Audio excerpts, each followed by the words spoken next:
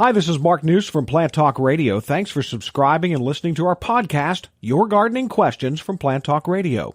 If you have a gardening question you'd like our host Fred Howard to answer, send him an email. The email address is fred@planttalkradio.com.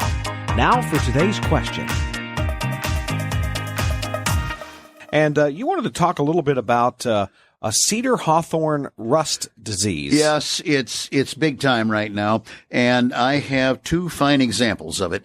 I have, it doesn't matter what they are. They are hawthorn.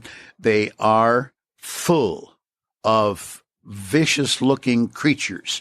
Now, by that meaning that the normal crabapple is, quarter inch or 3/8 of an inch in diameter. If they last long enough, they turn red and are kind of pretty. But right now, this cedar hawthorn rust, at least in my yard and in my vicinity, have just simply gone over the hill. The cedar, which is juniper to us, or at least a lot of the junipers, is in one place. The bees are in that same place. They come over, or the wind, or whichever, or both, get on the fruit, or the flower, right when the fruit is being pollinated and starting to grow. And right now, they are the ugliest looking creatures.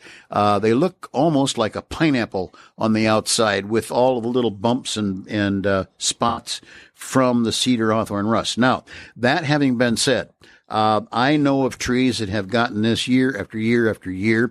It can make them rather ugly into the fall, but at the same time, it rarely, let's just leave it as rarely kills. Now, a couple of the varieties of hawthorn, some of which are not even offered to the public anymore, were so vulnerable that they just simply don't exist anymore for us in this part of the country. Mine are two different kinds. They are both full of the problem, but at the same time, neither is going to be hurt. All it will do is diminish a little bit of the red in the fall. There may be an early drop, but not a problem.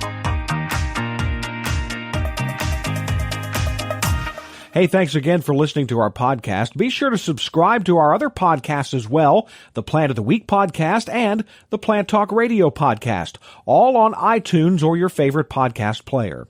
If you'd like to sponsor a daily podcast, contact us at fred@planttalkradio.com.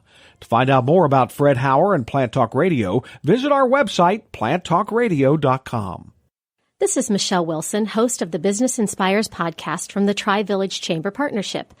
To run a successful business, you need resources, valuable connections, and community recognition.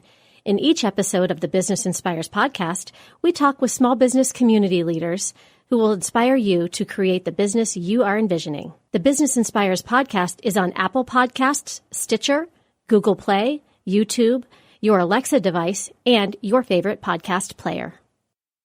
Circle270media.com